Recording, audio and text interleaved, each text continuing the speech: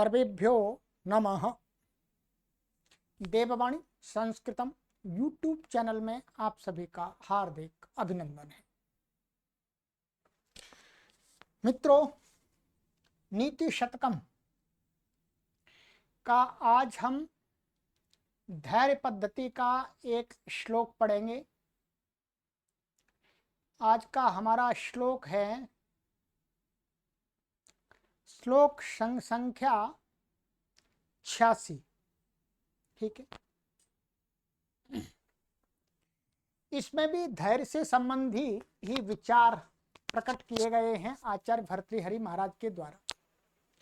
इसका जो छंद है वो है वसंत तिल का। ठीक है, इसमें संसार के लोगों को 3 कैटेगरी में बांटा है। 3 श्रेणियों में बांट करके फिर उसमें बताया है कि इस प्रकार के लोग ऐसे होते हैं, इस प्रकार के लोग ऐसे होते हैं और इस प्रकार के लोग ऐसे होते हैं। और फिर कहा है कि अब आपको निर्णय करना है कि कौन सी कैटेगरी में जाना है। ठीक है, यदि आप अपने जीवन में सफल होना चाहते हैं तो आपको और हमें ही निर्णय करना पड़ेगा कि हमें कौन सी कैटेगरी में आना है। परंतु बहुत ही सरल शब्दों में आचार्य भर्तृहरि महाराज ने ये जीवन का सार समझा दिया है। आ जाइएगा, क्या कहते हैं आचार्य भर्तृहरि महाराज? कहते हैं, प्रारभ्यते न खलु विघ्न भयेन नीचैः, प्रारभ्य विघ्न विहता विरमन्ति मध्याः, विघ्नैः पुनः पुनरपि प्रतिहन्यमानाः, प्रारभ्य चोत्तमजना न परित्यजन्ति। आइएगा, अब इसके पदों का अन्वय कर लेते हैं। ठीक है, फिर अर्थ आराम से समझ में आ जाएगा।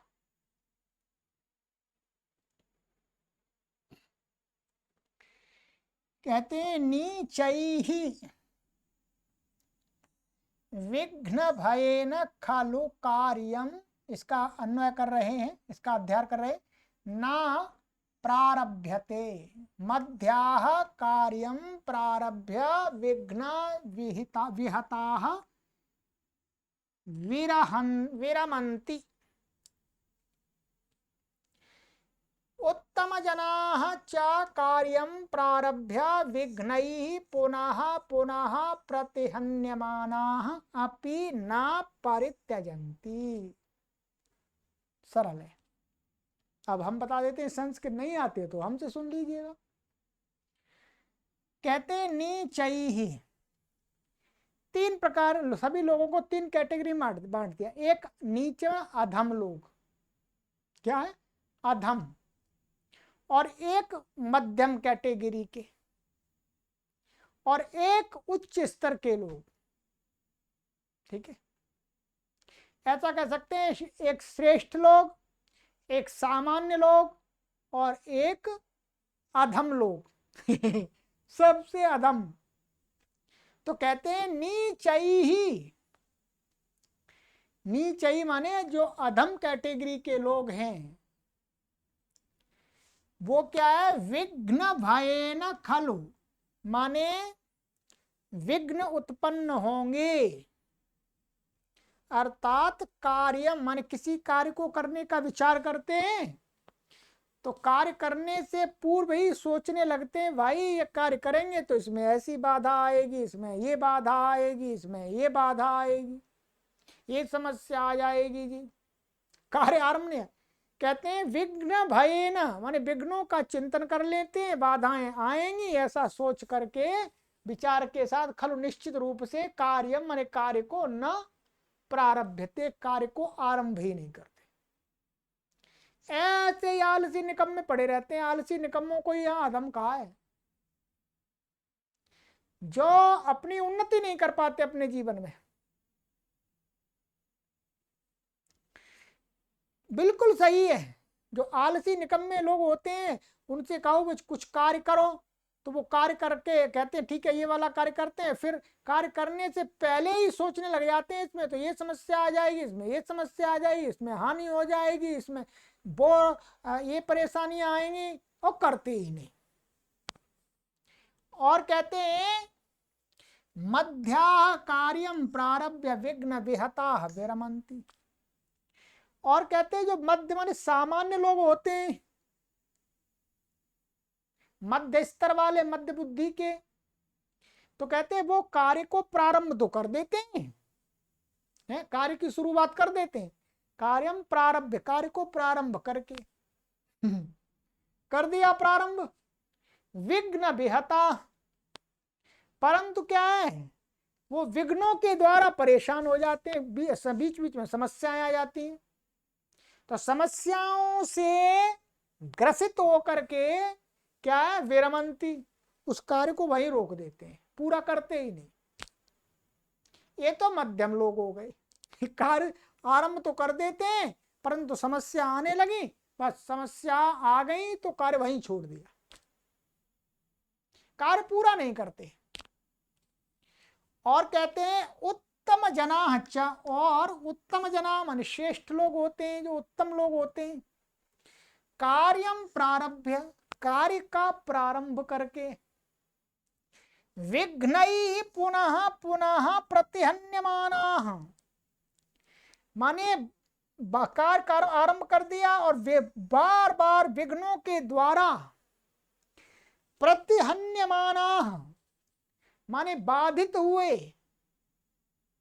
ताड़ित हुए, पीड़ित हुए, विघ्न आ रहे हैं, विघ्न उनको परेशान कर रहे हैं, अपि माने भी, परेशान होते हुए भी, विघ्नों के द्वारा परेशान होते हुए भी, न परित्यजंती, कार्य को छोड़ते नहीं है, कितने भी विघ्न आ जाए जी करेंगे, छोड़ेंगे नहीं, करना है तो करना है। इस प्रकार के लोगों को कहा है उत्तम जन। उत्तम जन ही कार्य की सिद्धि कर पाते हैं, उत्तम जन ही अपने कार्यों में सफलता को प्राप्त करते हैं। इसलिए यदि हमें किसी भी कार्य में सफलता प्राप्त करनी है तो ये वाला सिद्धांत याद रखना पड़ेगा कि उत्तम जन जिस प्रकार से कार्य का आरंभ कर दिया, विघ्न बाधाएं आएंगी, कोई परेशानी नहीं है, उनसे लड़ेंगे, उनका समाधान करेंगे। ये संसार है, इसमें समस्याएं आती हैं, समाधान करना पड़ता है, तभी कार्यों में सिद्धि प्राप्त होती है। तो आइएगा मित्रों, अब हमको विचारना है कि हमको नीच व्यक्ति बनना है अथवा मध्यम बनना है अथवा उत्तम बनना है। हम यही कहेंगे कि हम सभी को उत्तम जन वाला मार्ग अपनाना है। कोई भी हमने कार्य को आरंभ कर दिया तो उसको पूरा करके ही बंद करना है, बीच में नहीं छोड़ना, बीच में नहीं भागना। हमने संस्कृत भाषा के कार्य का प्रचार प्रसार करना आरंभ कर दिया है, बहुत परेशानियां, बहुत समस्याएं आती रहती हैं, परंतु हम छोड़ेंगे नहीं। आप देख रहे होंगे, छोड़ेंगे नहीं। तो सरल है, इसमें हमको यही प्रेरणा मिलती है कि हमको विघ्नों के भय से किसी कार्य को छोड़ना नहीं चाहिए, तो निश्चित रूप से हमें सफलता प्राप्त। व्याकरण की दृष्टि से इसमें नीचैः, ये तृतीय व्यक्ति बहुवचनांत है, नीच शब्द का नीचे बन गया। विघ्न भय ने तृतीय व्यक्ति एक वचनांत है। खलु अव्ययपद है, कार्यम का अध्यार किया, द्वितीय प्रथमा व्यक्ति एक वचनांत है। ना अव्ययपद है। प्रारभ्यते कर्म वाच्य का है, वास्तव में क्या है, कर्म वाच्य का है। तो प्रारभ्यते प्रापूर्वक रव धातु का कर्म में लट लकार का प्रथम पुरुष का एक वचन का बनाया है। मध्या प्रथमा व्यक्ति बहुवचनांत, प्रारभ्य कत्वाल्यप का है। विघ्न विहताः, तो विघ्नैः विहताः, विघ्न विहताः, ये तृतीया तत्पुरुष समास है। विरमंती, ये तो रम धातु का ये विपूर्वक परस्मैपदी हो जाती है, तो लट लकार का बहुवचन है। उत्तम जना, ये भी प्रथमा व्यक्ति बहुवचन, अच्छा अव्यापद है। प्रारब्ध एकत्वा लप का है। वेगनई तृतीय व्यक्ति बहुवचनांत, पुनः पुनः ये अव्यय है। प्रतिहन्यमाना, ताड़ित होते हुए, इसका ये विशेषण है। ये क्या है? शानच प्रत्यांत, कर्म में शानच है। ठीक है। अपि अव्यापद है। पर त्यजंती, परिपूर्व त्यज धातु से लट लकार का प्रथम पुरुष का बहुवचन का रूप है, छोड़ते नहीं। ना ना पर त्यजंती मार छोड़ते। इसका छंद आपको बता दिया था मैंने, वसंत तिल का छंद है। ठीक है, चलिएगा। तो आज की कक्षा में इस श्लोक को हमने पढ़ लिया, बहुत अच्छा श्लोक है। एक बार और इसका पाठ कर लेते हैं, इसको स्मरण कर लीजिएगा। ये आप यदि अध्यापक हैं तो अपने छात्रों को भी सुनाइएगा। आप वक्ता हैं, प्रवक्ता हैं, तो आप अपने प्रवचन में भी इसको लोगों को बताइएगा। प्रारभ्यते न खलु विघ्न भयेन नीचैः, प्रारभ्य विघ्न विहता विरमन्ति मध्याः, विघ्नैः पुनः पुनरपि प्रतिहन्यमानाः, प्रारभ्य चोत्तम जनान परित्यजन्ति। चलिएगा, आचार्य भर्तृहरि महाराज को प्रणाम करते हैं। उन्होंने कितना अच्छा विचार दिया है, आनंद आ गया हमको। तो यदि आपको ये अच्छी लगे तो अपने मित्रगण तक भी पहुंचाइएगा, अपने सगे संबंधियों तक भी पहुंचाइएगा, उनको भी ज्ञान से जोड़िएगा, अच्छी बातों से जोड़िएगा। चलिएगा, सभी को सादर नमस्ते।